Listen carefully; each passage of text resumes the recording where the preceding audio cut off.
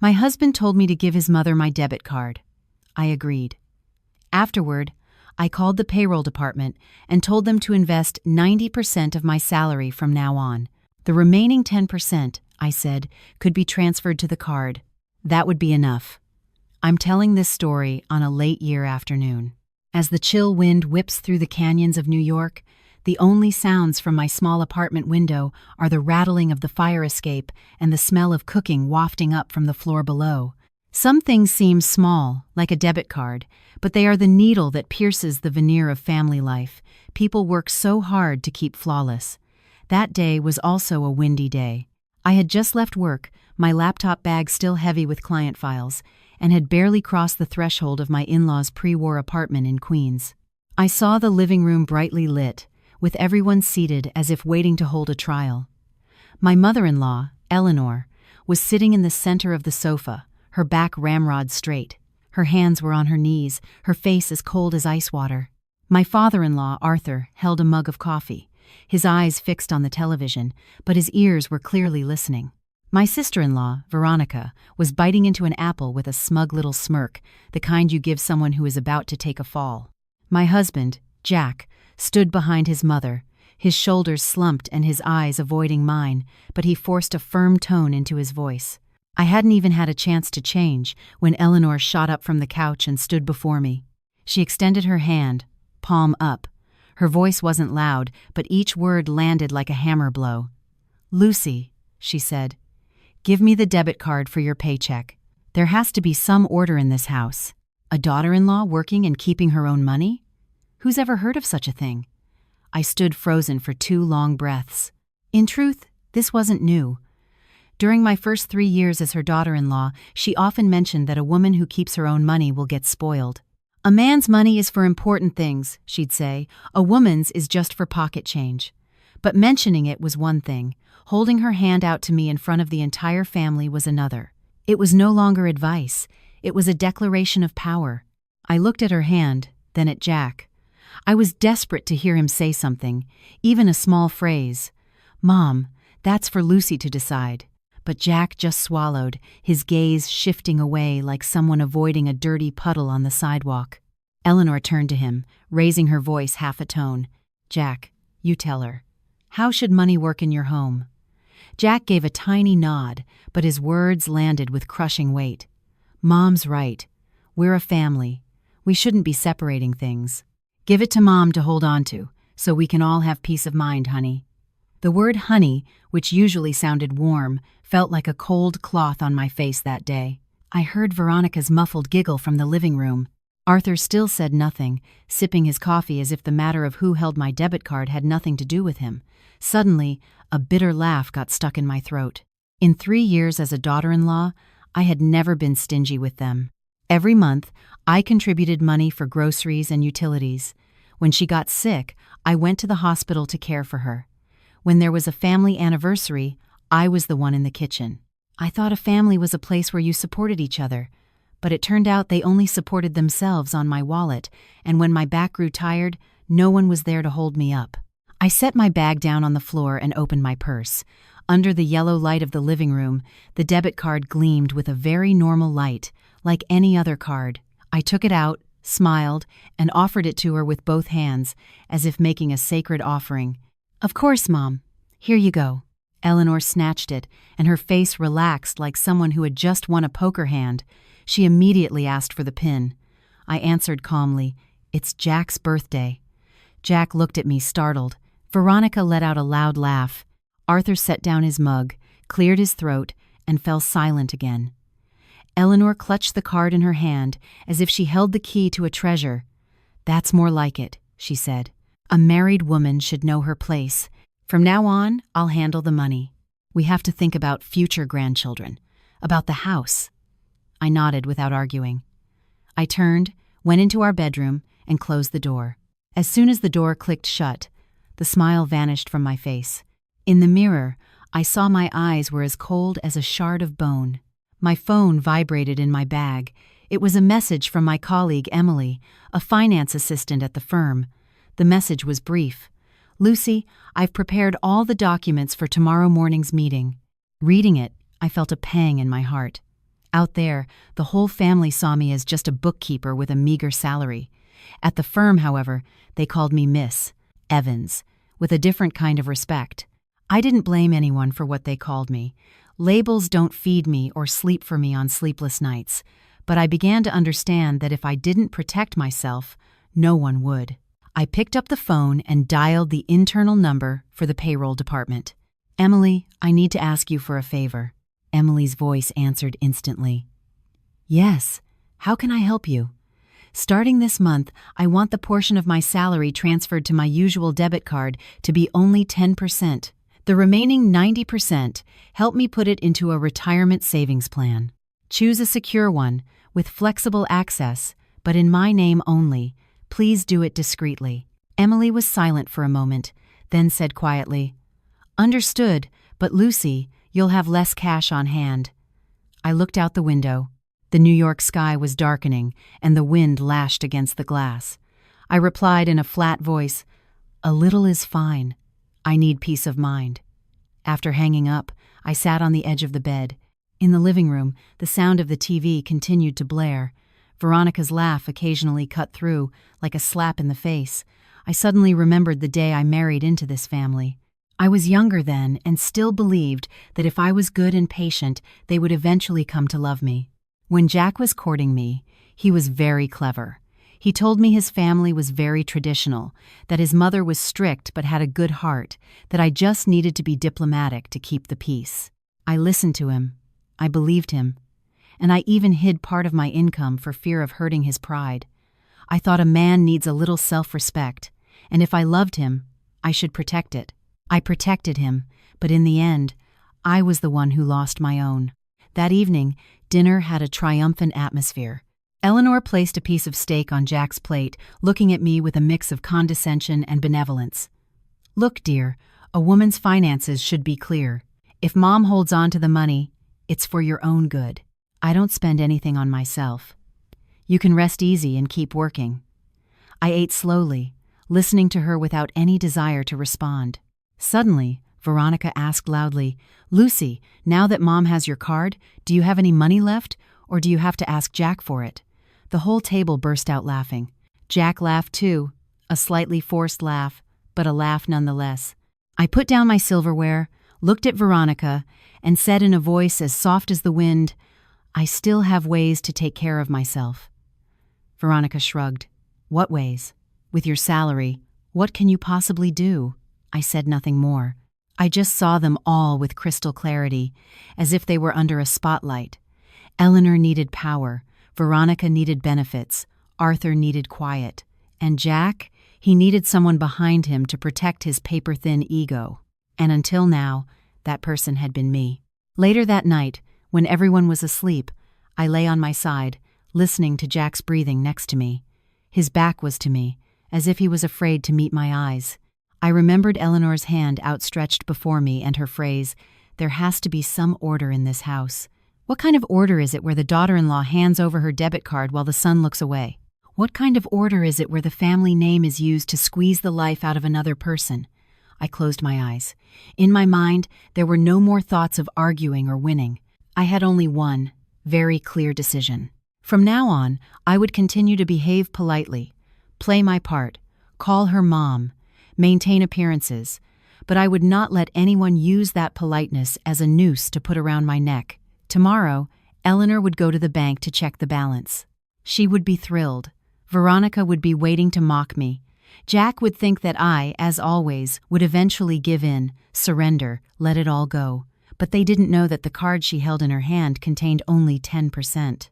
And that 10% I left there not out of fear, but because I wanted to see people's true faces on a very cold New York morning.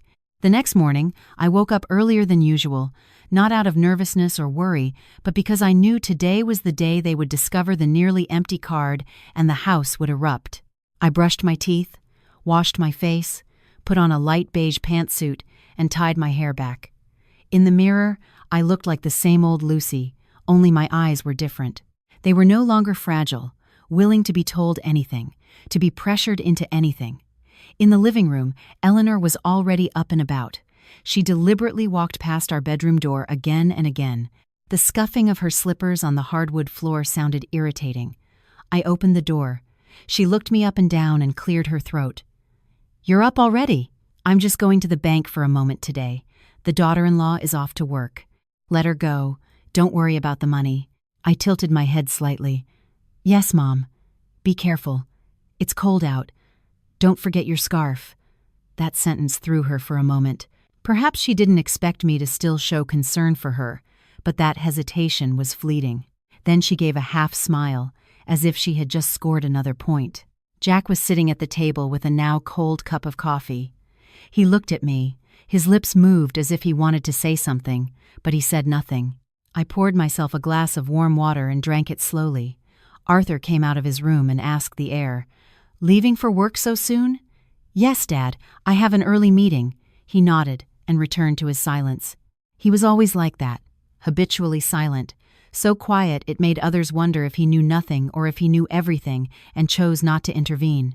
Veronica, meanwhile, was casually combing her hair in front of the mirror, her tone biting. "Lucy's going to an early meeting. How fancy that sounds. Such a big salary and so busy." I didn't respond. I picked up my bag, and before leaving, I turned and said quietly to Jack, "Eat your breakfast. Don't get a stomachache." Jack looked at me, startled, as if he were seeing a stranger. I closed the door and left.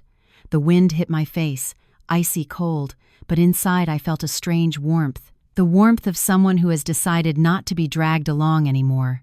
At the office, I worked as usual. I wasn't seeking revenge or wanting to show off. I just wanted stability. But stability in my in-laws' house had always been a luxury. Around noon, my phone rang. It was Jack's number. I looked at it for a moment before answering. "Lucy, where are you?" "At the office." His voice sounded hoarse. "My mother is back from the bank." I waited in silence for him to continue. "Lucy, Mom. Mom is asking a lot of questions. She says there's very little money on the card. She's very angry."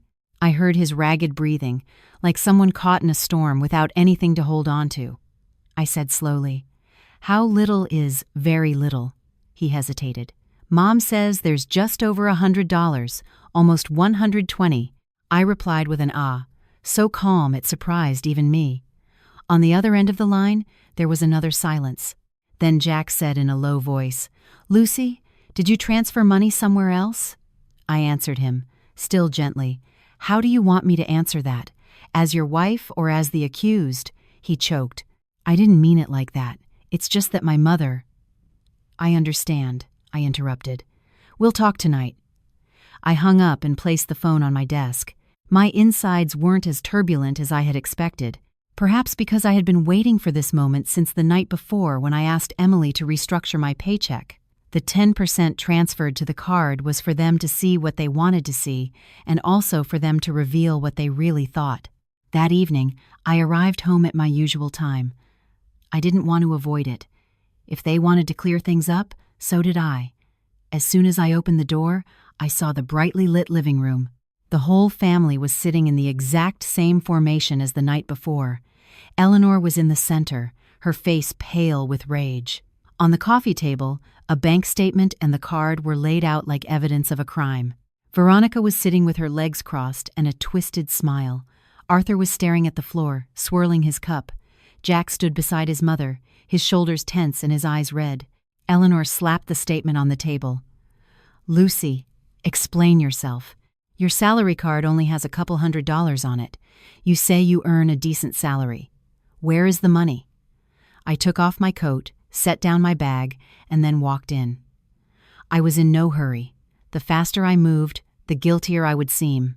I sat down in the armchair across from her, looking her directly in the eye. "Yes, Mom, that card only receives a portion." Veronica laughed. Well, so you had a trick up your sleeve. You're hiding money, aren't you?" Eleanor's voice rose. "A daughter-in-law who hides money commits a grave sin. Do you think you can do whatever you want in this house?" I turned to Jack and asked a question that seemed simple but weighed a ton. "Do you consider me your wife?" Jack froze.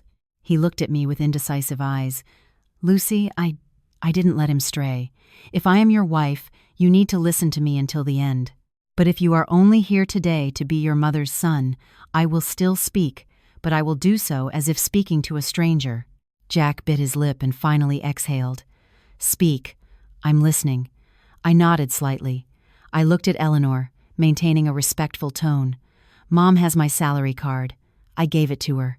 But I also have the right to choose how to manage my money. I don't squander it. I don't do anything wrong. I just chose to open a retirement savings plan to have a safety net for the future." Eleanor's eyes widened. "A safety net? You're barely 30 and you're already talking about the future. What you want is to keep that money for yourself, isn't it? Not give it to this family." I felt a pang. Not because she was right, but because she said aloud what she had always thought. I replied, "I still contribute. I still give money for expenses, just like before. I still take care of the house when needed, but I don't agree that my money belongs to the house, while Jack's money is managed by you separately." Veronica interjected with a sharp voice. "What a calculator you are. We're a family. Everything belongs to everyone." I turned to her and stared. "If everything belongs to everyone, then so do the obligations. How can you laugh when your mother demands my card? How can you ask me if I have any money left as if it's a joke?" Veronica was speechless. Her smile vanished. Jack stepped forward, his voice quiet. "Lucy, why did you do this without telling me?" I looked at him more gently, because after all, he was the man I once loved. "I waited for you to ask me as my husband, but you never did. You just said to give it to Mom and stood behind her." "I did this to save myself, Jack," Eleanor exclaimed, jumping to her feet. "Save yourself? You're rebelling against your mother-in-law." I stood up too, maintaining my composure, but with firmer words. "I am not rebelling, Mom. I am just defending my rights. You want order. I want order too. And order is based on mutual respect, not on using a mother's authority to control her daughter-in-law." In that instant, the living room fell into a suffocating silence. I saw Arthur look up at me with a surprised expression that lasted a second before he looked down again. Jack stood motionless, his face pale, as if for the first time he realized his wife was not someone who would put up with everything forever. Eleanor picked up the debit card, her voice trembling with rage. "So you admit you only put a portion in here. What do you think I am?" I said slowly, without resentment, "I consider you my mother, but you also have to consider me your daughter-in-law, a grown person. I gave you the card out of respect. I kept the rest out of respect for myself." That sentence made Jack's eyes turn completely red. Veronica sat there, not daring to laugh anymore. Eleanor looked as if a bucket of cold water had been thrown on her, speechless, but I knew that silence was not out of understanding, but out of a loss of power, and I also knew this wasn't over. They wouldn't let it go that night. They would dig deeper, ask more questions, and perhaps do things a decent family shouldn't do. That night I couldn't sleep. I was lying with my back to Jack, listening to him toss and turn. Every time he sighed, my heart sank a little, not out of compassion, but out of pity. Pity for a man who had let his role as a husband fade away to stand still under his mother's shadow and his family's interests. Around midnight, the bedroom door burst open. It was Eleanor, standing in the doorway, hands on her hips, her voice low but tense. "Lucy, come out here. You and I are going to have a clear talk." I sat up, put on a robe, and went out to the living room, which was still as brightly lit as it had been in the afternoon. Eleanor sat down and motioned for me to sit opposite her. Arthur was leaning against his bedroom doorframe, Veronica at the other end of the sofa, and Jack followed me, dragging his feet, his face exhausted. Eleanor looked at me directly, without beating around the bush. "Tell me, where is the other 90% of your salary? I've put it into a retirement savings plan in my name." Veronica jumped up. "I knew it. She's hiding the money." I turned to her calmly. "You call it hiding. I call it managing." Eleanor slammed the table. "Managing? What? You are the daughter-in-law. Your money is this family's money." I took a deep breath. "Mom, I ask you sincerely, if I were to get sick, if I lost my job, if I urgently needed money, would you give it back to me?" Eleanor hesitated for half a second, then answered quickly, "Of course, you're my daughter-in-law."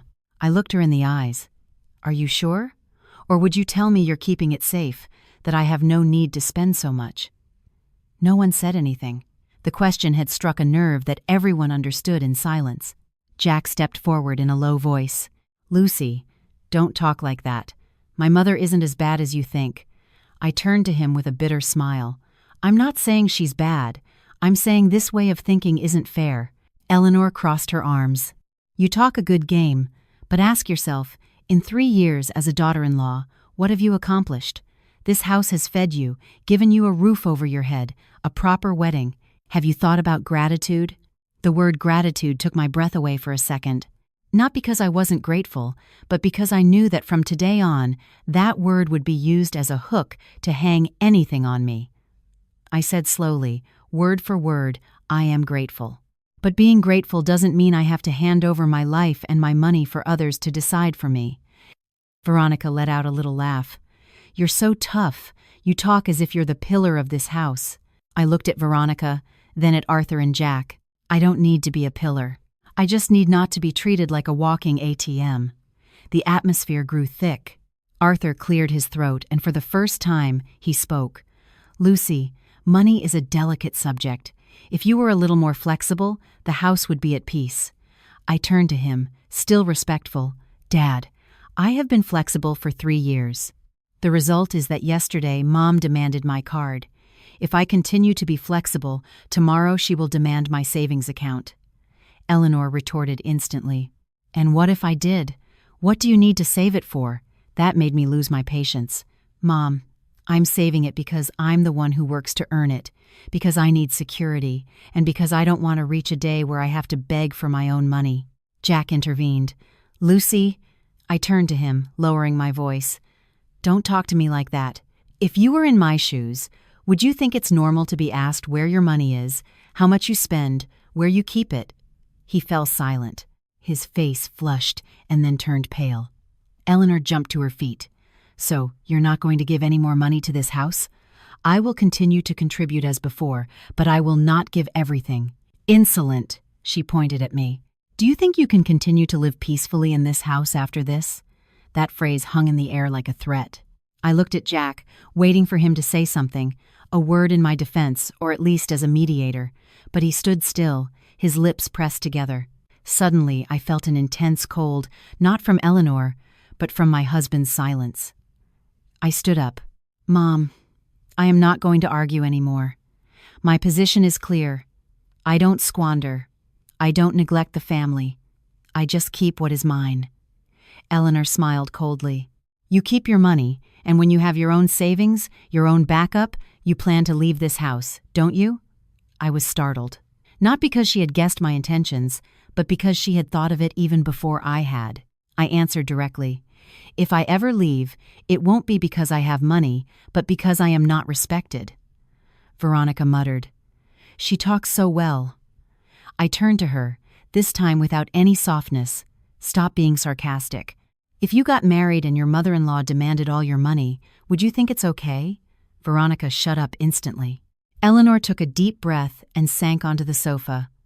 "So, in short, you're not giving any more?" "No. Then from now on, you're on your own. Don't expect me to treat you like before." I nodded. "I never expected you to pamper me, Mom. Just to be fair." The conversation ended in unbearable tension. I went back to the bedroom. Jack followed me, closed the door, and sat on the edge of the bed. "Lucy, are you going too far?" I looked at him. "You think I'm going too far because it's the first time I haven't given in?" He sighed. "My mother is older. She has old-fashioned ideas. What would it have cost you to just put up with it a little?" I asked him quietly. "Can you put up with it for me? Would you let your mother manage your salary?" He hung his head. "I wouldn't." I smiled sadly. "But you think it's normal for her to manage mine?" He was silent for a long time, then said, "Lucy, I'm caught between my mother and you." I shook my head. "No, you're on your mother's side, and you call it being caught. That night we slept in the same bed, but like two people in different worlds. I turned to face the wall. In my head, there was no more anger, only a very clear question. If I back down today, what will be left of me in 10 years? The next morning, I got up early. Eleanor didn't speak a word to me. Veronica, as she passed me, deliberately shoved me with her shoulder and muttered, "Careful you don't fall. People with a lot of money become very arrogant." I didn't answer. Just put on my shoes and left. In the elevator, I looked at myself in the mirror. I saw a 30-year-old woman with tired eyes but a straight back. When I got to the office, I received a message from Emily. "Lucy, the 10% transfer to the old card is done. The rest is in the savings plan." I replied, "Thanks, Emily." I put my phone away, leaned back in my chair, and closed my eyes for a moment. I knew the issue at home wasn't over. They wouldn't let it go so easily. They would find another way. And next time, it might not just be words. For the 3 days following that late-night conversation, the house was shrouded in a tense silence, as if a layer of cotton covered everything. Eleanor didn't speak to me, look at me, or touch the serving utensils if I was at the table. Veronica would make loud comments whenever I entered the living room, things like, "In this house now, whoever has the money has the power." Arthur maintained his usual silence, but it felt heavier now, as if he had decided to stay out of it completely, regardless of what happened. Jack, on the other hand, started being nicer to me, the kind of niceness from someone afraid of losing something. In the mornings, he would ask if I had eaten breakfast. At night, if I was tired. But this kindness was not accompanied by any words of support. It was like a fresh coat of paint on a cracked wall. It hid the fissure but didn't repair the structure. On Wednesday afternoon, just as I was leaving work, I got a call from Eleanor. "Lucy, come home a little early. I need to talk to you." Her voice wasn't tense like before, but low and monotonous, the voice of someone who has given something a lot of thought. I knew the conversation wouldn't be easy. I arrived home earlier than usual. The living room was unusually tidy. The coffee table was clear, the sofa cushions plumped. Arthur was already seated on the main sofa, with Eleanor to his right and Veronica to his left. Jack was leaning against the wall, his face tense. I came in and greeted everyone. "Hi, Dad." "Hi, Mom." "Hi, Veronica." No one answered right away. Eleanor motioned for me to sit in the armchair opposite them. "Lucy," she began in a measured voice, "I've been thinking these past few days. I'm not going to force you to hand over all your money." I was a little surprised, not because I thought she had changed, but because I didn't expect her to concede so soon. But she continued, "However, you can't let everyone in this house go their own way. A marriage is a unit. Keeping 90% of your salary for yourself doesn't seem reasonable to me." I nodded slightly. "Go on, Mom." Eleanor glanced at Arthur as if seeking support, then looked back at me. "Your father and I have discussed it. You can keep your money, but every month you have to contribute an extra $200 to the family, on top of the usual expenses." Veronica chimed in instantly. $200 isn't much. "With the salary Lucy has," I turned to her. "Easy, Veronica. Don't bring up that old salary figure again.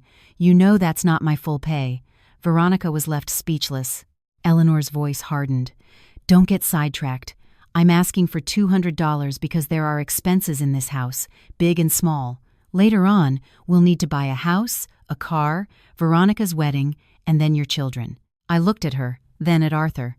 He still wasn't speaking, but his gaze no longer avoided mine. Instead, he watched me intently. "Dad," I addressed him, "what do you think?" Arthur coughed lightly. "Lucy, I don't understand much about money, but living under the same roof, you have to contribute. Keeping it all for yourself doesn't seem right to me either." I pressed my lips together. In my mind, the image of Eleanor demanding my card, Veronica's mocking smile, Jack's silence all flashed by. I understood this wasn't a proposal, but a tactical retreat. They weren't taking it all. They were taking it piece by piece. I said slowly, "Mom, Dad, I stand by my position. I am not giving any more." Eleanor's face changed. "What did you say?" I said, "I am not giving another $200. I will continue to contribute as I have been, but I will not increase the amount." Veronica jumped to her feet. "Don't be so greedy." I turned to her, my voice firm. "You, who have not contributed a single cent to this house, don't lecture me on how to contribute." Veronica blushed. Arthur frowned.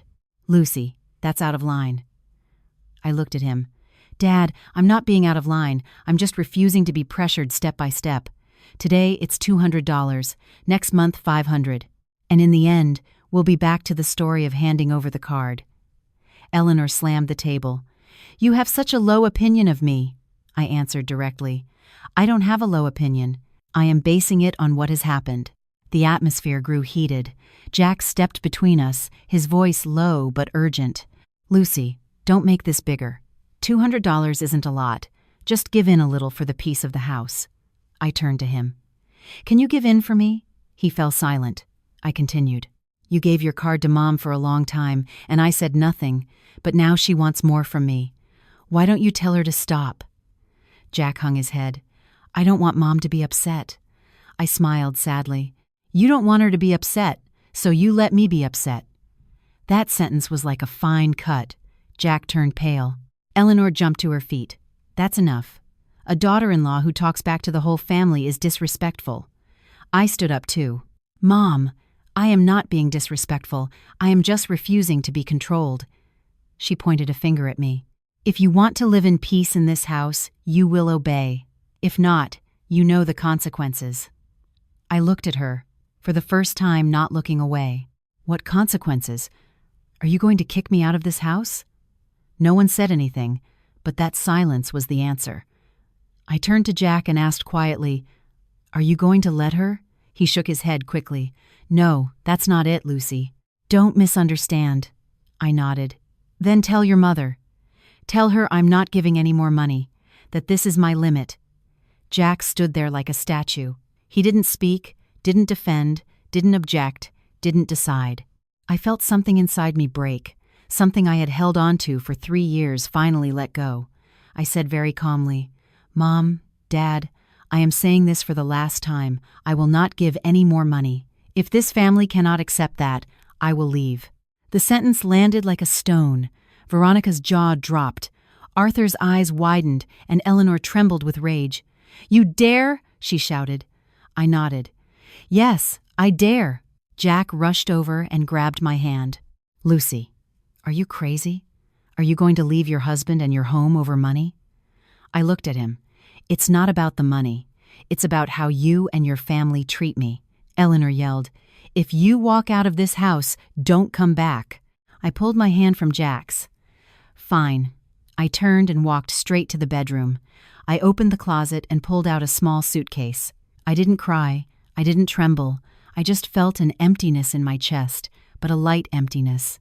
Jack ran after me. Lucy, calm down. If you do this, my mother won't be able to handle it. I looked at him one last time, very steadily. Jack, I have been calming down for 3 years. I dragged the suitcase to the door. Eleanor stood in my way. If you walk through that door, you will no longer be the daughter-in-law of this house. I bowed my head. Understood. I put on my shoes, picked up the suitcase, and opened the door. The wind from the hallway rushed in, cold, but I didn't stop. Behind me, no one called for me to come back. I dragged the suitcase down the stairs, step by step. The sound of the wheels echoed in the empty stairwell. Each step I took down felt like I was leaving behind a part of my life I had clung to for 3 years. No one followed me. Not a call, not a Lucy, come back, just the wind in the hallway and the steady beat of my heart, not racing, not trembling, just deep. When I reached the front door of the building, I paused for a moment. I looked up at the window of that apartment where I had so often hung clothes, waited for Jack to come home late, cried silently on nights when my mother-in-law unfairly scolded me. The living room light was still on. They were all still there. Only I was missing. I didn't know what they were saying about me, but I knew that whatever they said, it didn't matter as much as it used to. I hailed a cab, loaded the suitcase, and gave the address of an old friend's apartment. Sarah was the only person I thought of at that moment. I didn't want to go to my parents' house right away. I didn't want to worry them. Nor did I want this story to become a family drama between 2 families. In the cab, my phone vibrated. Jack's name appeared on the screen. I stared at it for a long time, then declined the call. A minute later, it vibrated again. I declined it again. The 3rd time, I sent him a short text. I need some quiet. Don't call. He didn't reply. Sarah's apartment was in a small side street. When she opened the door and saw me standing there with a suitcase, she went pale. "Lucy, my God, what happened?" I gave a tired smile. "Can I stay for a few days?" Sarah pulled me inside and closed the door. The room was small, with a familiar smell of fabric softener, a smell of real life. I sat on the edge of her bed and suddenly felt my legs give out. Sarah didn't ask many questions, just poured me a glass of warm water and put it in my hands. "Drink. And then you can tell me." Calmly. I took a sip. The warmth spread through my throat. I told her the story without crying, without complaining, just recounting the sequence of events, the card, my mother-in-law's outstretched hand, the demand for $200, my departure. Sarah listened, her eyes growing redder and redder. "Lucy, you've put up with it until now. You're so strong." I smiled bitterly. I thought putting up with things brought peace, but it turns out putting up with things just paves the way for others to walk all over you. That night, I slept on Sarah's spare mattress, facing the wall. The phone vibrated several times. It was always Jack. I turned it off. The next morning, I got up early and went to work as usual. I didn't take the day off. I didn't want to become a woman who loses the rhythm of her life the moment she leaves home. At the office, everything was the same. The department head asked me, "Lucy, you don't look well today." I smiled. I didn't sleep much. At lunchtime, I turned my phone on. 12 missed calls from Jack. 3 messages. "Lucy, where are you? Come back. I've already talked to Mom. Lucy, don't make this a bigger deal. My mom just has a bad temper. Lucy, I'm begging you." I read them and didn't reply. I knew that "I've already talked to Mom" only meant he would once again act as a bridge to bring me back, not to set boundaries. That afternoon, my phone rang. This time it was Arthur's number. "Lucy." His voice was slow and tired. "Where are you?" "I'm out, Dad." "Come home. Your mother has a bad temper and said some harsh things. I've already spoken with her." I took a deep breath. "Dad, I'm not coming back right now. I need to think." He was silent for a moment. "Lucy, you don't air your dirty laundry in public. If you do this, people will laugh at us." That sentence chilled my heart a little. I said quietly, "Dad, I didn't leave so people would talk. I left because I couldn't take it anymore." He sighed. "Well, do what you want, but remember you are still the daughter-in-law of this house." I replied, "Yes, Dad." After hanging up, I leaned back in my chair. I knew that in his eyes, I was still the daughter-in-law, that is, a position tied to obligations, not an independent person. That evening, I returned to Sarah's apartment. Jack was already waiting at the door. He looked haggard, his shirt wrinkled and his eyes red. "Lucy," he said in a low voice. I stopped. I didn't run to hug him. I didn't turn away. I just stood still. "Come home. I've talked to Mom. She's very angry, but I've calmed her down. She says if you give her the extra money, everything will be forgotten." I looked at him with an empty heart. "Jack, do you hear yourself?" He stammered. "I mean, if you just give in a little." I smiled without a sound. "Again, you're asking me to give in." He hung his head. "Lucy, I'm caught between my mother and you." I shook my head. "No, you are choosing your mother." He grabbed my hand. "Lucy, let's not break up. Let's not make this a bigger deal." I pulled my hand away. "Jack, I'm not making it a bigger deal. I'm just not going back to a place where I'm treated like an ATM." He was speechless. "Aren't you thinking about me?" I looked at him directly. "For 3 years, I've only thought about you and your family. Now I'm thinking about myself for once. Is that too much?" He couldn't answer. I turned and opened the apartment door. Sarah was standing behind it, looking at Jack coldly. "Go away," Sarah said. "Lucy needs some peace." Jack stood there for a long time, then left, dragging his feet. That night, for the first time since I left home with the suitcase, I cried. I didn't cry out of regret. I cried from exhaustion, tired of trying to be a good wife in a house that didn't consider me an equal. 2 days later, my mother called. "Lucy, where are you? Your father has heard rumors that you're having trouble with your in-laws." I was silent for a second, then said, "I've left the house for a few days." My mother was quiet for a moment, then said very slowly, Come home, honey. I went back to my parents' house that weekend. My mother didn't scold me, didn't bombard me with questions. She just made me a pot of chicken noodle soup, my favorite dish since I was a child. "What are you planning to do?" she asked me. "I don't know, Mom, but I'm not going back there like before." My father nodded. "If he loves you, he has to take your side." That night, Jack came to my parents' house. He stood at the door, not daring to come in. "Lucy," he said in a hoarse voice, "come home. I promise I'll talk to Mom." I looked at him. "You've promised me that many times." He fell silent. I said very calmly, "Jack, I'm not asking you to abandon your mother. I'm just asking you to treat me like your wife. But you can't do that," he cried. For the first time, I saw him cry. "Lucy, I don't want to lose you." My heart softened a little, but I still said, "You already lost me the moment you stayed silent while your mother demanded my card." He knelt before me. "Lucy, I beg you." I helped him up. "Get up. I'm not coming back right away. If you want us to stay together, you have to truly change, not with promises." He nodded repeatedly. "I will change." I looked at him, no longer with the same trust. I stayed at my parents' house for almost a week that passed slowly, like drops of water falling into my heart. During the day, I went to work as usual. In the evening, I had dinner with my parents, watched TV, helped my mother with the dishes, folded laundry, a life so calm that I realized the tension I had been living in for the past 3 years. My mother didn't bring up my in-laws again. She just looked at me for longer periods. Once, as she placed my plate in front of me, she said quietly, "You've gotten thinner." I smiled. It must be from work. She said nothing, just put more chicken on my plate. My father was different, less talkative. But one night, as we were having iced tea on the porch, he asked me directly, "Does he call you?" "Yes." "What does he say?"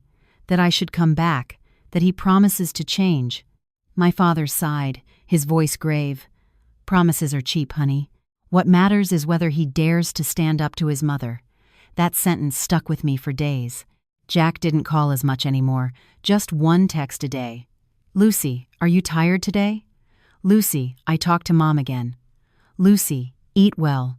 These messages were neither demanding nor pleading, but they also weren't accompanied by any concrete action that would make me believe he had truly taken my side.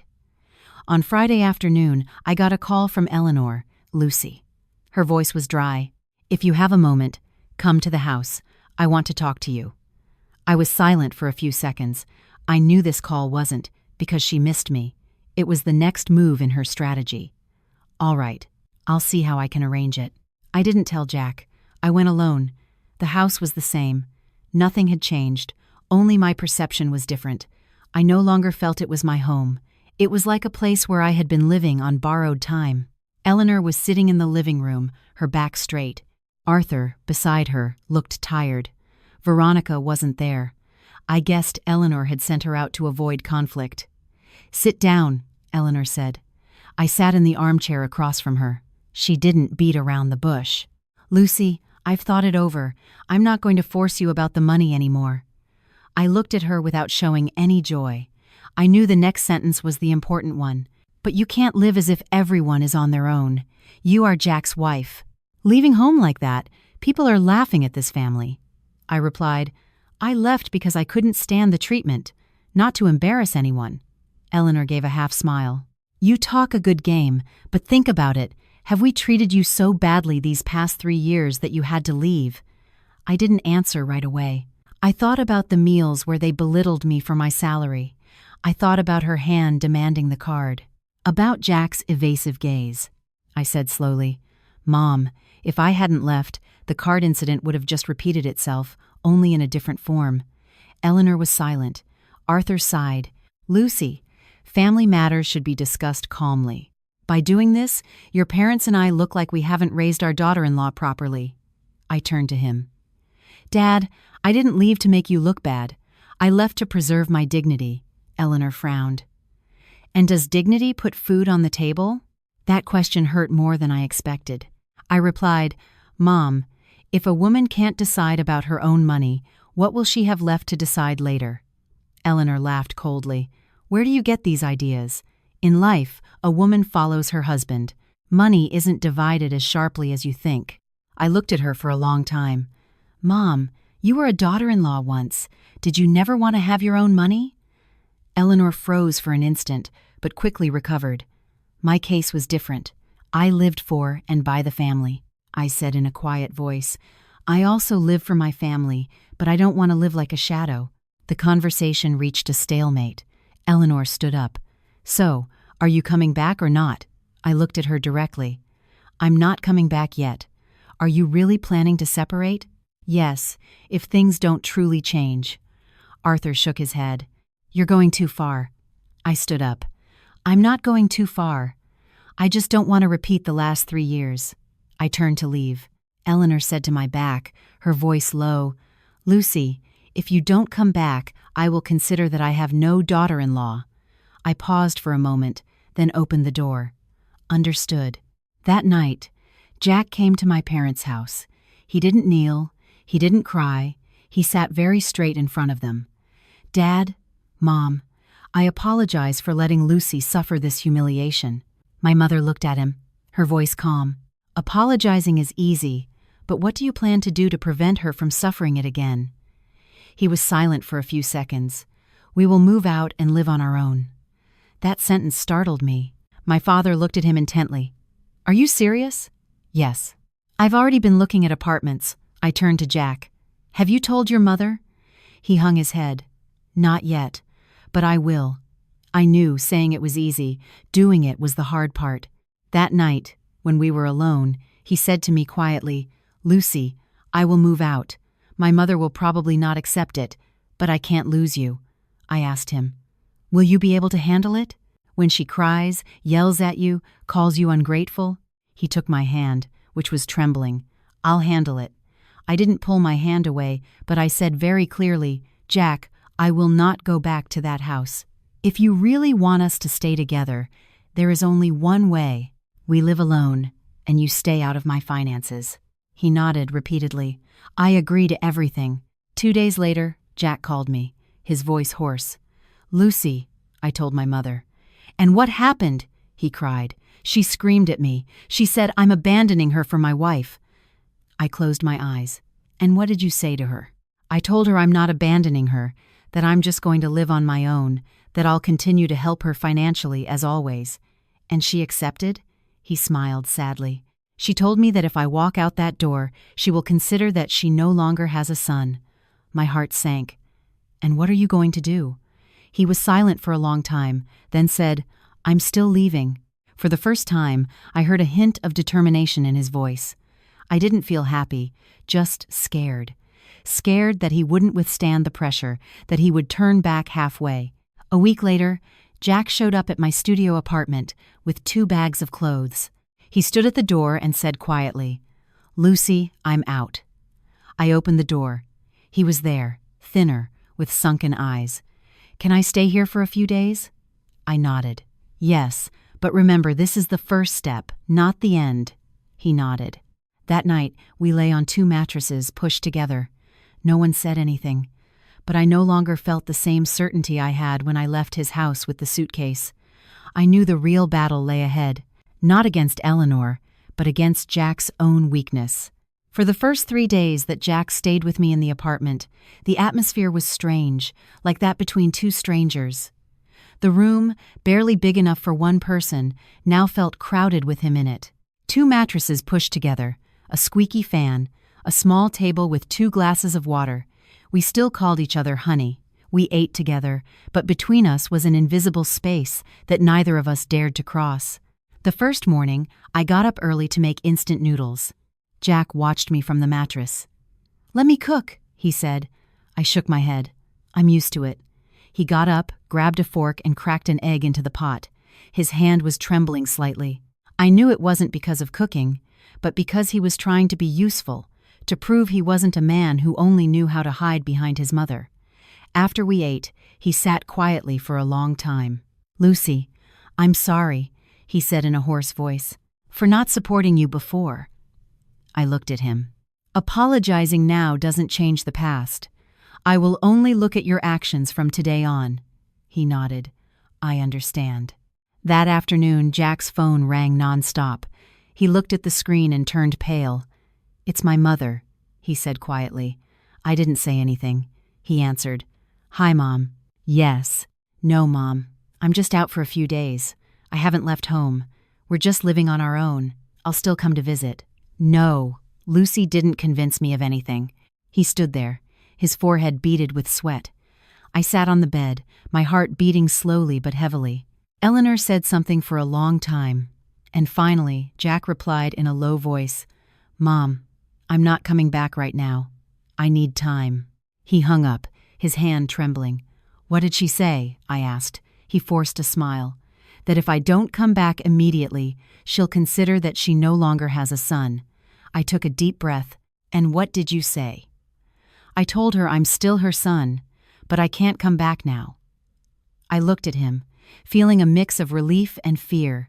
Relief because for the first time, he didn't give in to his mother. Fear because I knew this pressure wouldn't be an isolated incident. That night, Jack couldn't sleep. He tossed and turned restlessly. Lucy, he called out softly. What? Do you regret getting me out of the house? I turned to him. I didn't get you out. You walked out on your own. He fell silent, then said in a very low voice, I'm scared.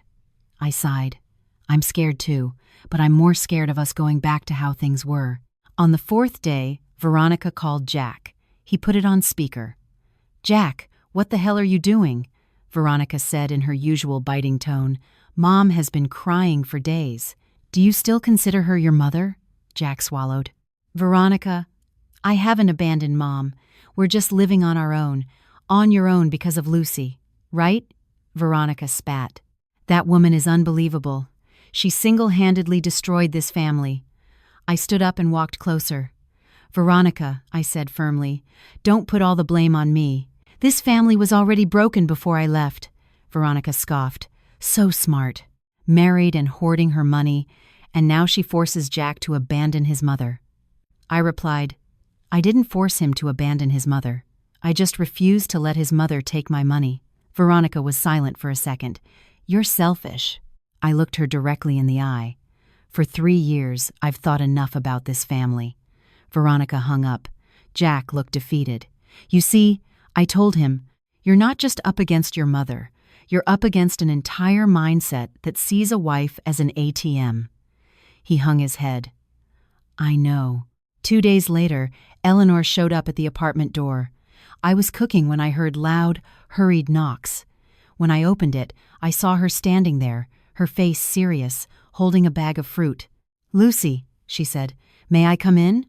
I stepped aside. Yes, come in, Mom. She entered, her eyes scanning the small room, and she smirked with disdain. So this is living on your own. How miserable. Jack stood up. Mom, have a seat. She didn't sit. She turned to me. Lucy, you've done well. You've brought my son to this dump. I replied, Mom, this is my home, not a dump. Eleanor laughed coldly. And you talk back. Jack stepped between us.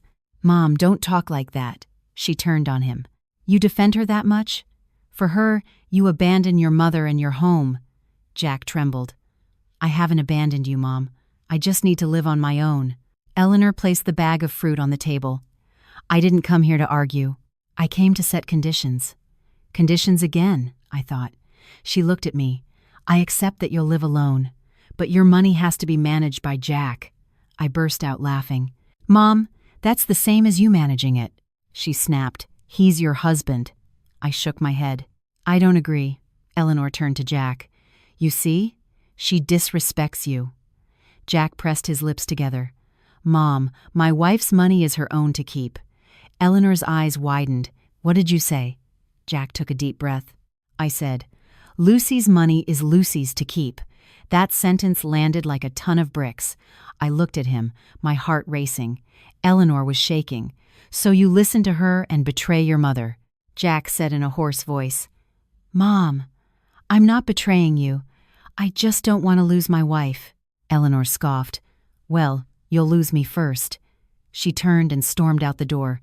Mom! Jack shouted. She didn't turn back. The door slammed shut. Jack collapsed into a chair, pale. "You did the right thing," I told him. He shook his head. "I don't know anything anymore." That night, Jack received a text from Arthur. "Jack, come home to talk. Your mother is sick." He looked at me. "Jack, I'm going with you," I said. We took a cab to his parents' house. Eleanor was in bed, her face pale, clutching her chest. Veronica was beside her, crying. "Jack, you did this to Mom," Veronica screamed.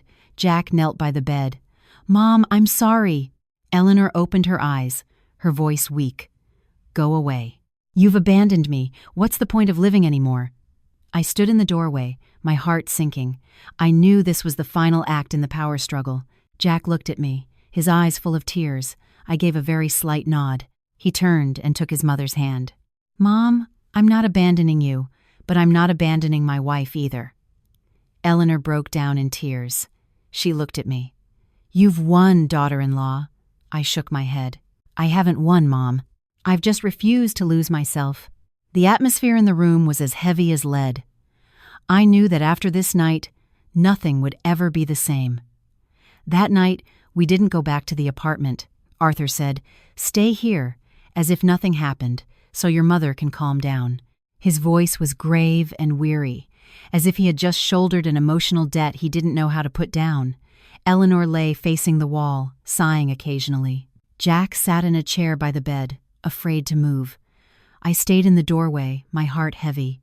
I knew that if I took one more step into that house, everything could spiral back to the way it was, but if I didn't, she would see me as the culprit who had cornered her. Around midnight, Eleanor turned and looked at me. "Daughter-in-law," she called out hoarsely. "Come here." I approached. She looked at me for a long time. Her gaze was no longer sharp, just tired. "I'm going to ask you a sincere question," she said. "Do you still want to live with Jack?" I didn't answer immediately. I glanced at Jack, his eyes red, clutching the edge of the chair. "Yes, I do," I said slowly, "but not in the old way." She smiled sadly. And what was the old way? The way I had to be silent, give in unconditionally, hand over all my money, and consider your opinion as law. She closed her eyes. "I no longer hold a grudge," I said. "I'm just tired." No one said anything else. The air in the room was thick as fog. The next morning, Eleanor woke up without complaining about her chest. Veronica brought her a bowl of oatmeal. "Eat, Mom." She took a few spoonfuls and pushed the bowl away. Eleanor said, "Go out and buy some fruit." Veronica shot me a sideways glance but left. Eleanor turned to Jack and me. "I'm going to be direct," she said. "I don't like such a strong-willed daughter-in-law, but I don't want to lose my son either." Jack hung his head. "I'm sorry, Mom." She sighed. "Well, we'll leave the money issue. But you have to come back to live here." I knew this was coming. "No, Mom," I said. Her eyes widened. "What did you say?" "Jack and I will live on our own." "No way," she snapped. "There's plenty of room in this house. Why live alone and let people laugh?" I took a deep breath. "So we don't argue every day, so you don't get angry with me, and so I don't live in constant tension because of you." She looked at Arthur. "Did you hear what she said?" Arthur put down his coffee mug. "Eleanor," he said, "I think it's better if they live alone. We're older. We live the old-fashioned way. They can't stand it." Eleanor turned sharply. "Are you defending her? I'm preventing this family from completely falling apart."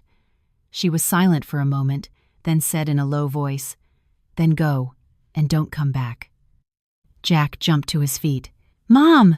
She turned her back on him. I took Jack's hand. "Jack, let's go back to our apartment." He hesitated, then nodded. We left under Veronica's cold stare and Arthur's weary gaze. When we got back to our apartment, I sat on the bed, feeling as if I had just run a marathon.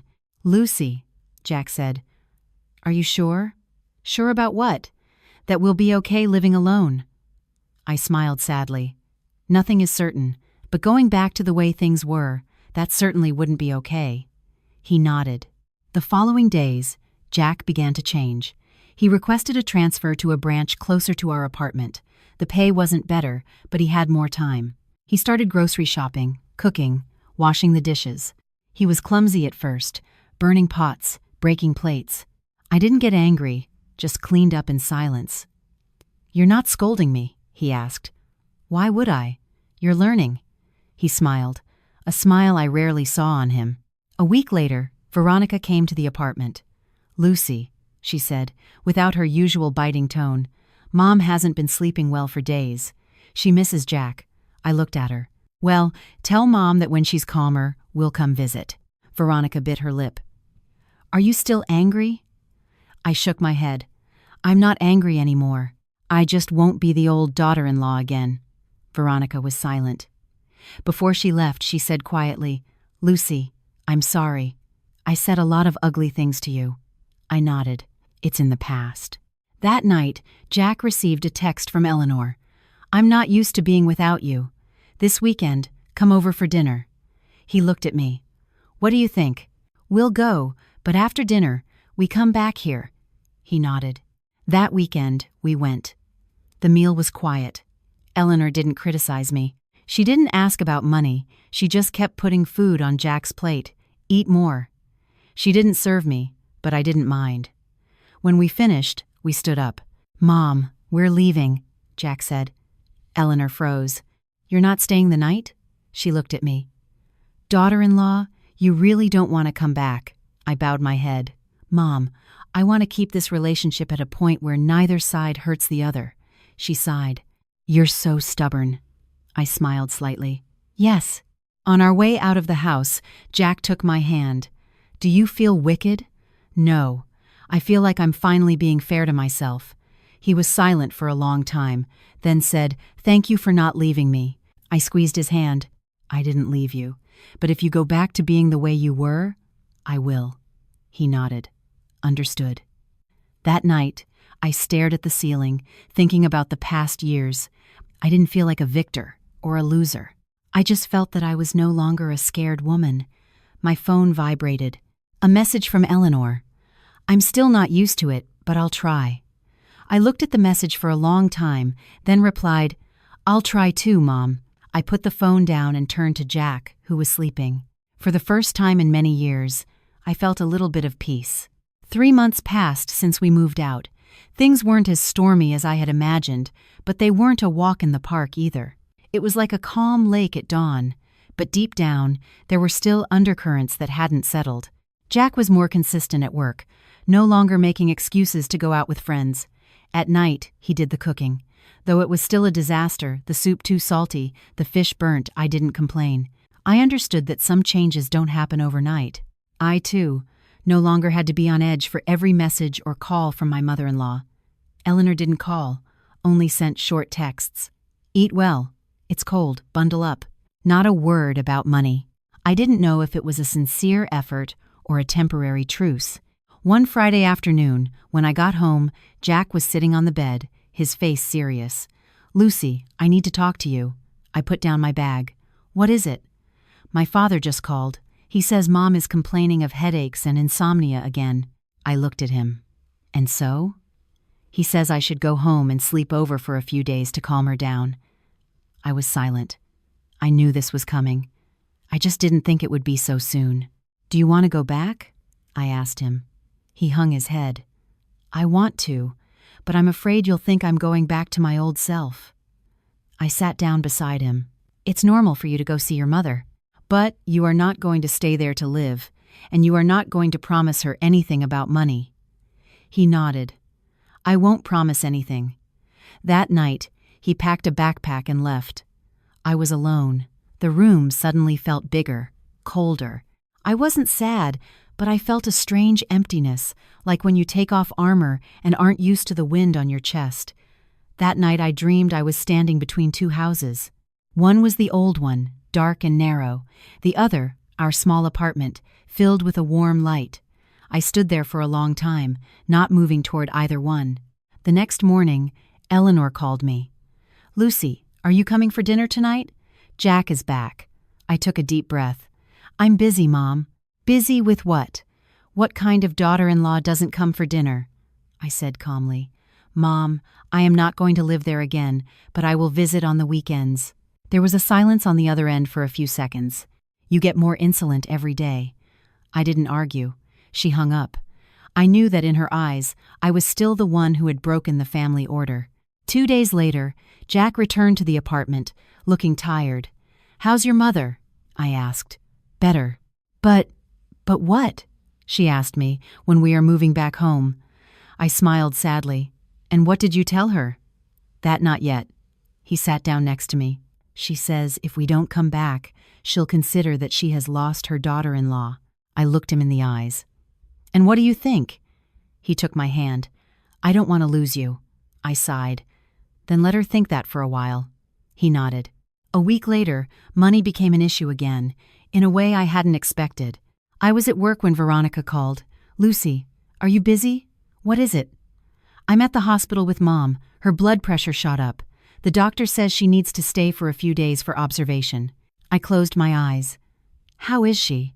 "Better, but the hospital bills are quite high." I understood instantly. "How much?"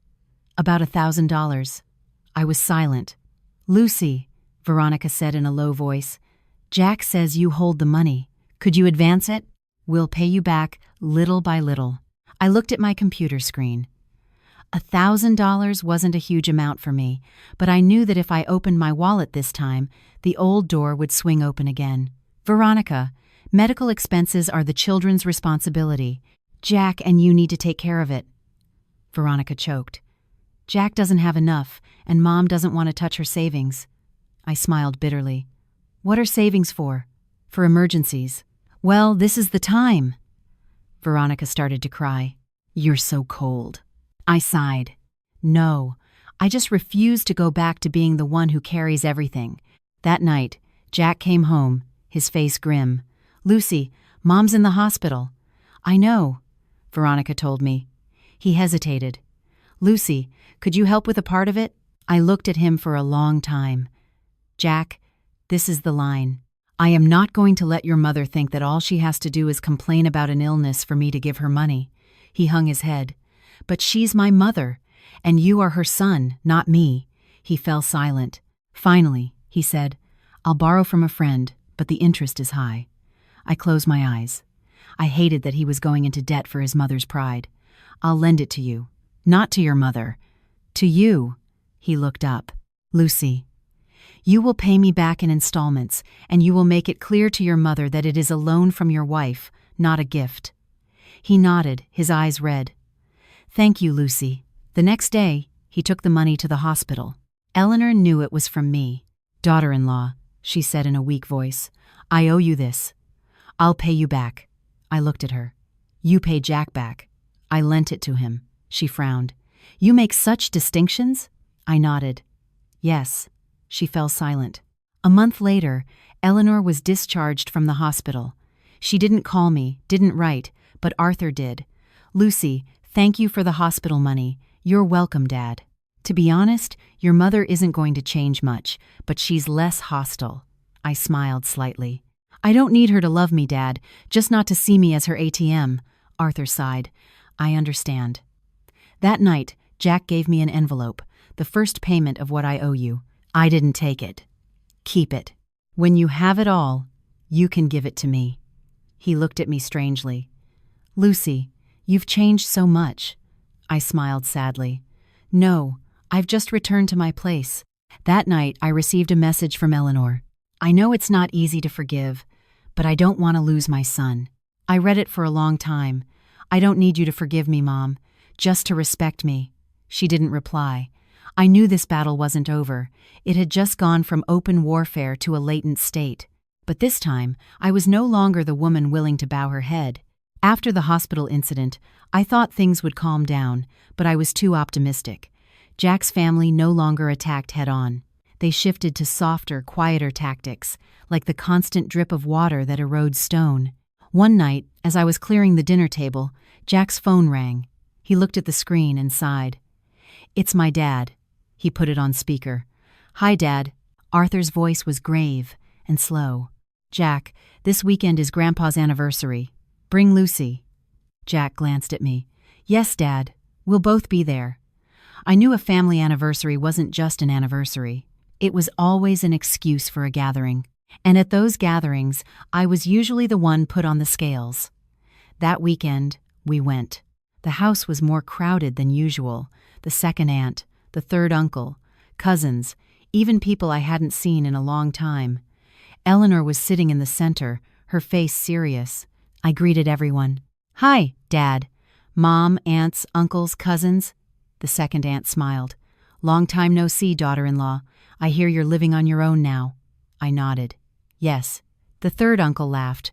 "Living alone is the life. No in-laws to serve." The joke soured the atmosphere. Eleanor put down her silverware. "We're at an anniversary, and you're talking about things you shouldn't." I stayed quiet. I knew it wasn't my turn yet. During dessert, the second aunt began. "Eleanor, I'll be honest. Such a stubborn daughter-in-law is not good. A family has to be united." Eleanor sighed. "I didn't want it this way, but she doesn't listen to me." I looked up. I wasn't going to argue, but I wasn't going to let them rewrite history in their favor either. I don't listen to irrational requests. The atmosphere froze. The third uncle frowned. "Irrational requests?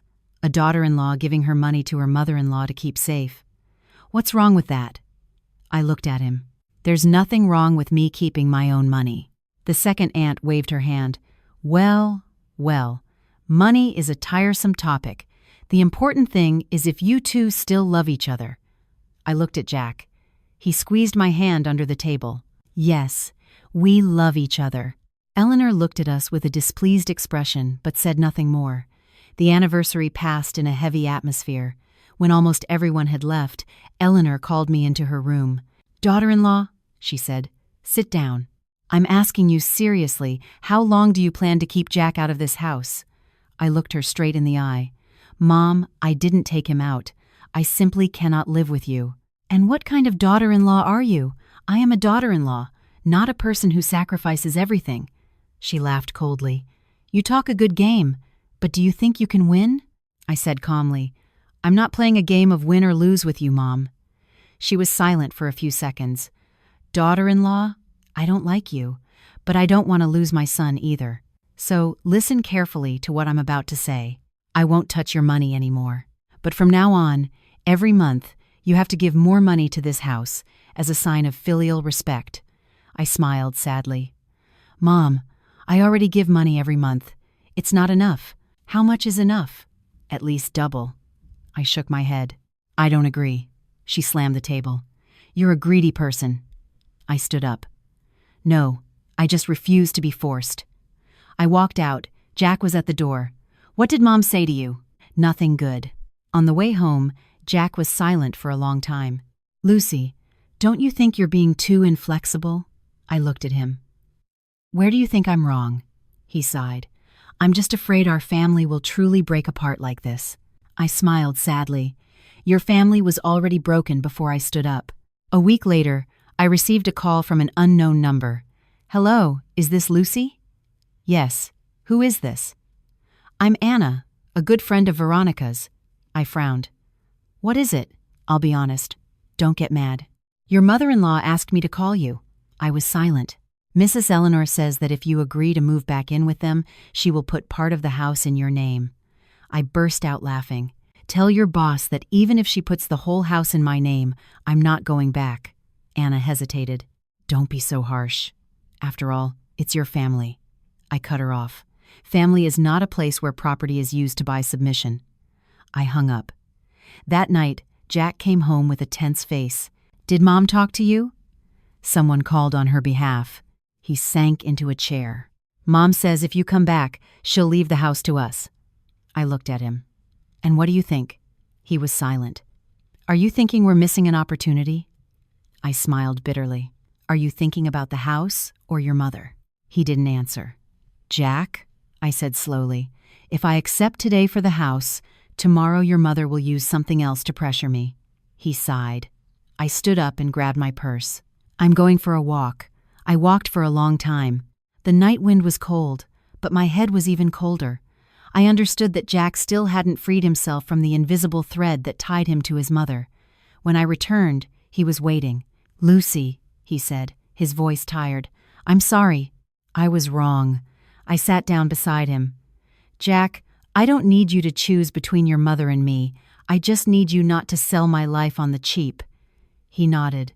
I promise. But I knew his promise was more fragile than his apology. Another night, Arthur called me. Lucy, can I talk to you for a moment? Yes, Dad. I'm not defending your mother, but I don't want the family to fall apart either. Can't you be a little more flexible? I sighed. Dad, I was flexible for years. Arthur was silent. I understand. After that call, I sat for a long time staring at the white wall. I started to wonder if I was holding on to this marriage out of love or just habit and responsibility. That night, I said to Jack, Jack, if one day I can't take it anymore, will you let go of my hand? He was frightened. Lucy, what are you saying? I looked at him. I'm just asking. He hugged me tightly. I won't let you go. I closed my eyes. In his arms, I no longer felt as safe as before. I knew a bigger wave was approaching in silence. After Arthur's call, a small crack opened up inside me. It didn't hurt immediately, but it was there, like a creak in the wall you know will eventually give way. I started noticing Jack was more distant. Sometimes, in the middle of dinner, he would put down his fork and stare out the window. What are you thinking about? I would ask. He would startle. Oh, nothing. I didn't press. I was afraid that if I asked more, he would say things I wasn't ready to hear. One rainy night, when I got to the apartment, I found Jack sitting on the bed, pale. Lucy, my mother is in the hospital again. My heart sank. What happened now? The doctor says she has vertigo, high blood pressure, but he also says a large part of it is due to anxiety. I sat down. And so? She won't stop saying she misses us, that she's sad we won't come back. I said nothing. I knew the story was circling back to the same point. My father called me. He says if we don't go back, my mother refuses to take her medication. I looked up. And what are you going to do? He hung his head. I want us to go back home temporarily. That sentence was like a small knife wound, not fatal, but it bleeds. Temporarily? How long is that? I asked. A few weeks, until Mom recovers. I looked at him for a long time. Jack, do you remember what I told you? He nodded. You said you wouldn't be the old daughter-in-law again. He sighed. I know, but she's my mother. And I am your wife, I added. He fell silent. I stood up and went into the bathroom, locking the door. I sat on the toilet lid and covered my face. I didn't cry, I just felt exhausted. When I came out, Jack was leaning against the door. Lucy, I don't want to force you. I looked at him. But you are. He hesitated. I'm just asking you for this one time. I shook my head. If you ask this time, there will be a next time. He bit his lip. Then what do you want me to do? I want you to understand that if we go back to that house, everything will repeat itself. He didn't answer. That night, we lay with our backs to each other. The distance between us was wider than the small apartment. The next morning, I got a call from Eleanor. Lucy, her voice was weak, I'm in the hospital. Can you come see me? I closed my eyes. Yes, Mom. I'm on my way. I went alone. Eleanor was in bed, looking thinner. Mom, I said. She looked at me with red eyes. Daughter-in-law, I don't have the strength to argue with you anymore. I don't want to lose my son, but I can't get used to living without him. I was silent. I don't know where I go wrong. I just know I raised him, and now because of his wife, he abandons me. I sighed. Mom, Jack isn't abandoning you. He's just living on his own. She turned her head. I'll ask you one thing. Do you love Jack? I answered instantly. Yes. Then why don't you give in a little for him? I looked at her. Mom, I have given in for years. I gave in to the point of ceasing to be myself. She closed her eyes. So stubborn. I stood up. Get some rest, Mom. I'm leaving. After leaving the hospital, I sat on a bench for a long time. I felt like I was caught between two fires. That night, Jack said, Lucy, I've decided. I'm going back home for a few days. I nodded. Go ahead. He looked at me, stunned. You're not stopping me? I smiled sadly. I'm not stopping you, but I'm not going with you. He was frightened. Lucy, this is the final line, Jack. He stood motionless. You go. Take care of your mother. I'll stay. When you want to live like a real husband, you come back, he said in a trembling voice. And if I don't come back? I swallowed hard. Then we'll consider this over. He packed his bag and left in the middle of the night. I was alone. Hearing the door slam, I felt as if a chapter of my life had closed. For 3 days, he didn't call. On the 4th day, a text. "Lucy, my mother is very weak. Come see her." I replied, "I already did." He didn't answer. A week later, Veronica called. "Lucy, Jack says you've left him." I smiled bitterly. "Tell him he left me." Veronica was silent. "Lucy, Mom says if you don't come back, she won't recognize you as her daughter-in-law." I said calmly, "Tell her I don't need that label." Veronica started to cry. "How can you be so cold?" I sighed. "I'm not cold, I'm just clear-headed." That night, Jack returned to the apartment, his face haggard. "Lucy," he said, "Mom is worse." "I know. The doctor says she needs someone by her side." I looked at him. "Jack, I'm not stopping you from being a good son, but I will not sacrifice my life to be the daughter-in-law your mother wants." He buried his head in his hands. "I'm so tired." I sat beside him. "Me too," he cried.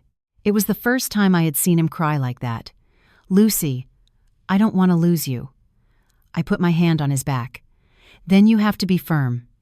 He looked up. "I can't." I closed my eyes. "Then I will." I grabbed my purse. "Lucy, where are you going?" "To my mother's house." He grabbed my hand.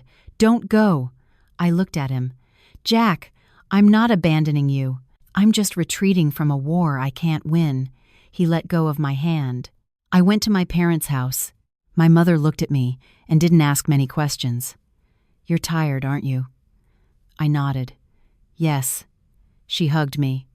"Stay here and rest, honey." At my mother's house, I slept a lot. For the first time in years, I didn't have to be glued to my phone. One afternoon, Jack showed up.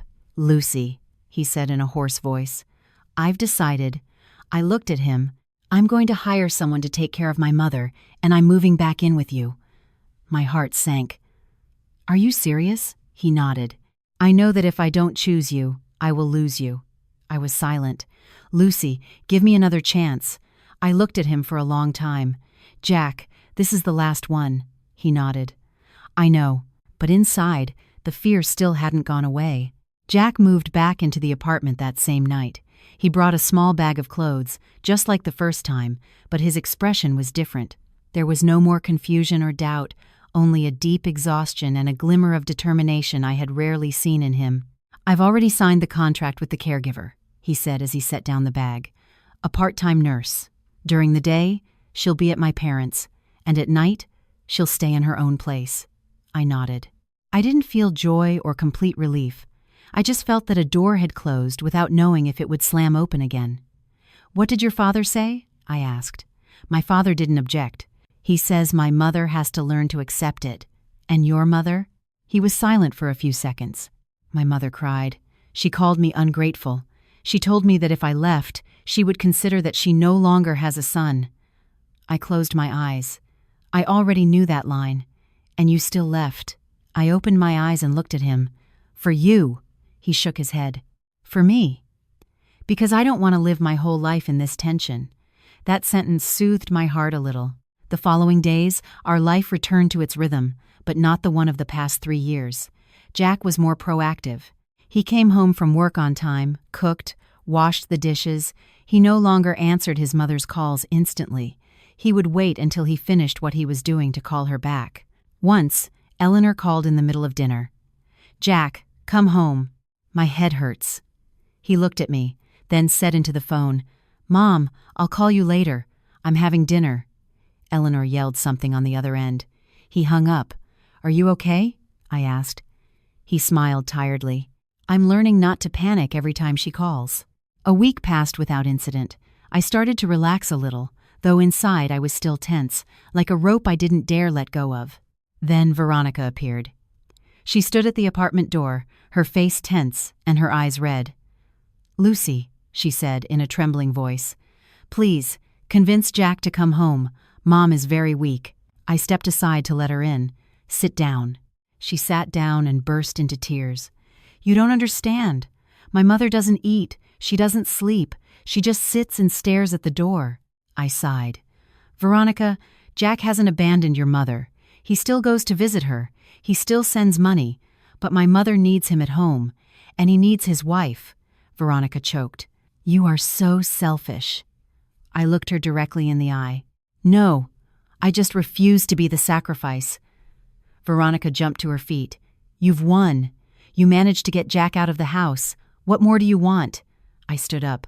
I want a normal marriage. Veronica laughed bitterly. Normal, in the modern way. My mother raised Jack, and now you've snatched him away. I shook my head. Tell your mother I haven't snatched anything from her. I've just refused to let her snatch from me. Veronica left. That night, Jack was silent for a long time. Did Veronica come by? He asked. Yes. What did she say? That Jack has not abandoned his mother. He sighed. My mother has called me 5 times today. Did you answer? No. I looked at him. Do you feel bad? He smiled sadly. Yes, but I would feel worse if I went back to how things were. 2 weeks later, Eleanor called me. Lucy, her voice was hoarse. Can you come to the house for a moment? I hesitated. Is something wrong, Mom? I want to talk to you alone. I told Jack and went by myself. Eleanor was sitting in the living room, much thinner. I'll be direct, she said. I can't win against you. I can't get used to Jack not being home. But I also can't stand that he's losing his wife because of me. I was silent. I'll ask you one thing. If I stay out of your money and I don't force you to come back, will you let Jack visit me often? I looked at her for a long time. Yes, Mom. Once a week. Okay, she sighed. Then I guess I've lost. I bowed my head. You haven't lost, Mom. You're just learning to live a different way. She smiled sadly. I'm old. I learn very slowly. I stood up. I don't want us to be enemies. I just don't want you to see me as the one who stole your son. She closed her eyes. I'll try. When I got back to the apartment, Jack asked me instantly, What did Mom say? I told him the conversation. He was thoughtful for a long time. He hadn't expected his mother to give in. She hasn't given in, I told him. She's exhausted. He nodded. From then on, Jack visited his family every weekend. I would accompany him once every 2 weeks. Eleanor no longer scolded me or asked about money. She just put food on Jack's plate. One night, as we were leaving, she called out, Daughter-in-law. Yes, Mom? To be honest, I don't like you, but I don't hate you anymore. I smiled slightly. That's enough. She looked at me, without that old harshness. You're so stubborn. Yes, I learned it from you. She laughed for the first time. Back in the apartment, Jack said, Lucy, I think we're okay living like this. I nodded. Okay for now. Are you still afraid of something? I looked at him. I'm afraid that one day your mother will get sick again, cry again, and you'll hesitate again. He took my hand. I won't. I said nothing. I knew a promise was still just a promise. A month later, I realized my period was late. I stood in the bathroom, staring at the pregnancy test with 2 lines. My heart raced. I went out and showed it to Jack. He stared at it, paralyzed. Lucy, is it? I nodded. Yes. He hugged me, trembling. A child of our own. I smiled as tears streamed down my face. Joy had arrived so unexpectedly, and at the same time, so had fear. I knew this baby would change everything, and I didn't know if it would bring us closer or drag me back into the old spiral. I held the pregnancy test in the bathroom for a long time, until my hands grew cold, still not quite believing those 2 red lines. I thought I would burst into tears of joy instantly, but the first thing I felt was a dull worry spreading slowly from my chest to my stomach. This baby wasn't just a new life. It was a huge wave, strong enough to sweep away the fragile agreements we had just built. Jack hugged me tightly, trembling as if he had a fever. Lucy, is it real? It's real. He smiled, his eyes red. A child of our own. I put my hand on his chest. Don't be so happy so soon. He froze. Why would you say that? I looked at him for a long time. How do you think your mother will react? The smile vanished from his face. I don't know. I do, I said quietly. She will see this baby as the perfect excuse to bring us back to that house." He was silent. That night, we couldn't sleep. I lay on my side with my hand on my stomach. Jack lay on his back, staring at the ceiling. "Lucy," he said very quietly, "are you scared?" "Yes." "What are you afraid of?" "Of losing everything we've just achieved." He sighed. The next morning, I went to the doctor. He told me I was about 5 weeks along, that everything was fine. "Try to stay calm," he recommended. I smiled bitterly. Calm was the greatest luxury for me at that moment. We didn't tell anyone. I wanted a few days of peace before the storm broke, but the peace lasted exactly 3 days. Veronica called. "Lucy." Her voice sounded strange. "Where are you?" "At home. Can you come over for a minute? It's important." I knew immediately what it was about. I went alone. Eleanor was sitting in the living room, her face serious. "Daughter-in-law," she said, "I heard you're pregnant." I was startled. "How do you know?" "Veronica saw you going into the gynecologist's office." I swallowed. "Yes." Eleanor looked at me for a long time. "And where do you plan to give birth?" I answered instantly. "At the hospital near our apartment." "So you're not planning to come back to this house to have it?" "No." She slammed the table. What a proud daughter-in-law. Pregnant and still so stubborn. I looked at her. "Mom, I'm not being stubborn. I'm simply not moving back here. Selfish. I'm protecting myself and my child." She jumped to her feet. "That baby is my grandchild. You have no right to keep him away from this house." I took a deep breath. "I'm not keeping him away. I just refuse to bring him into an environment where you consider yourself the center of everything." She trembled with rage. "Insolent." I bowed my head. "Mom, I don't want to argue anymore." She laughed coldly. "Then move back here, and I won't say another word." I shook my head. "No." She pointed a finger at me. "Then I don't recognize that grandchild." That sentence hurt, even though I had expected it. I stood up. "Mom, that's your choice." I turned and walked out. That night, Jack came home pale. My mother called me. She says if we don't move back, she won't recognize the baby. I looked at him. "And what are you going to do?" He sat on the edge of the bed, holding his head. "It's my mother, and it's my child." He was silent for a long time. "I don't want my child to grow up without a grandmother." I smiled sadly. "I don't want my child to grow up thinking his mother had to bow her head to be loved." He looked up, his eyes red. "Are you forcing me to choose?" I shook my head. "No, I'm showing you what the real choice is," he cried. "Lucy, I'm exhausted." I put my hand on his shoulder. "Me too. But I'm not backing down anymore." That night, Jack didn't come back to the apartment. He went to his parents' house. I was left alone, with my hand on my stomach. "My child," I whispered. "I don't know what your father will choose, but I choose you." 2 days later, Arthur called me. "Lucy, can you come talk with me for a moment?" I went. Arthur was alone. "Lucy," he said, his voice tired, "I apologize for not protecting you before." I bowed my head. "Your mother doesn't accept that you won't come back. She says if not, she'll disown her son." I nodded. "I know. I don't want the family to fall apart, but I don't want you to suffer either." I looked at him. "Dad, I am not going back." He sighed. "I understand." He handed me an envelope. "These are my savings. Keep them in case you need them." I shook my head. "I can't accept this.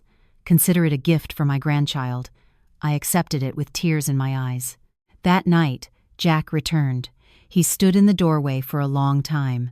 "Lucy," he said in a hoarse voice, "I choose you." I looked at him, my heart aching. "Do you choose me or our child?" He came in and knelt before me.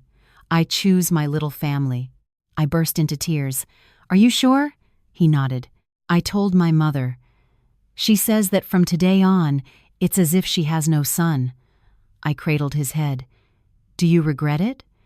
"Yes, but I would regret it more if I lost you and the baby." We held each other for a long time. A week later, Eleanor was admitted to the hospital for a severe hypertensive crisis. Jack wanted to go. "Go see her, but don't stay there." He nodded. He went to the hospital. I didn't. 3 days later, Eleanor called me. "Lucy." Her voice was weak. "Can you come for a moment?" I went. She looked at me with red eyes. "Daughter-in-law, I've truly lost. I can't stand losing control. I don't want to lose my son, and I don't want to lose my grandchild either." I looked at her. "Then you have to accept my boundaries." She nodded very slightly. "I won't meddle in your money anymore. I won't force you to come back." I sighed. "I don't need you to love me, Mom. Just to respect me." She closed her eyes. "I'll try." I stood up. "Get some rest, Mom." Months later, I gave birth to a son.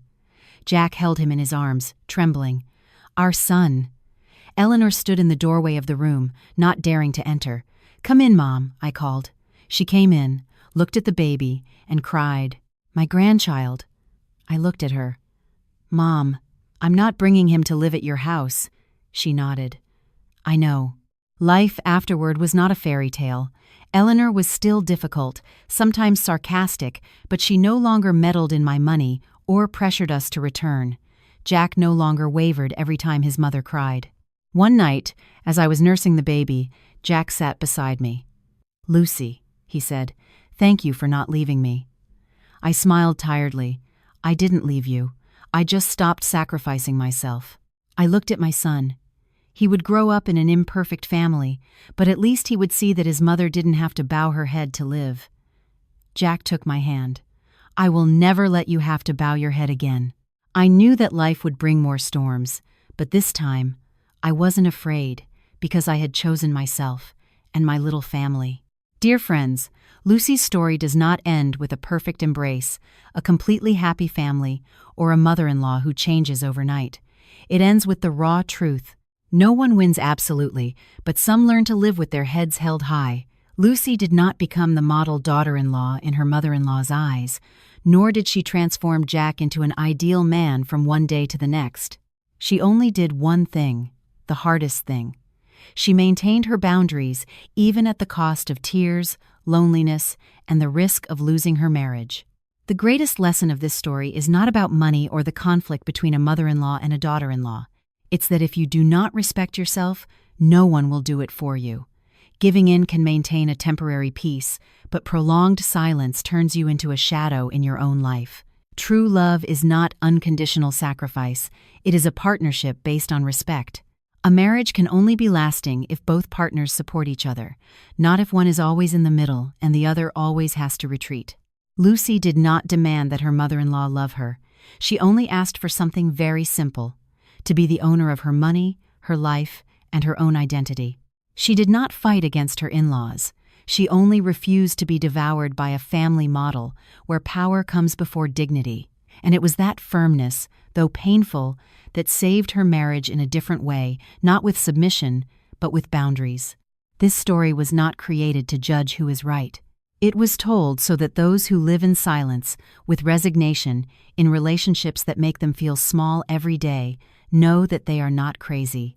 They are not selfish or ungrateful for wanting to be respected. You have the right to say no. You have the right to keep your money. You have the right to live your own life, even if others don't like it. We have created this story not to tell a tragedy, but to open a dialogue so that someone in a similar situation, upon hearing it, might stop for a moment and ask themselves, who am I living for? Am I abandoning myself? If this story has moved you, if you have seen your reflection in it, remember that change does not begin with others. It begins with the boundaries you dare to set. If you found this story valuable, subscribe to our channel to join us for future stories about marriage, family, and personal growth. Each story is not just for entertainment, but to help each of us look within, to live with more awareness, more strength, and more kindness, starting with ourselves.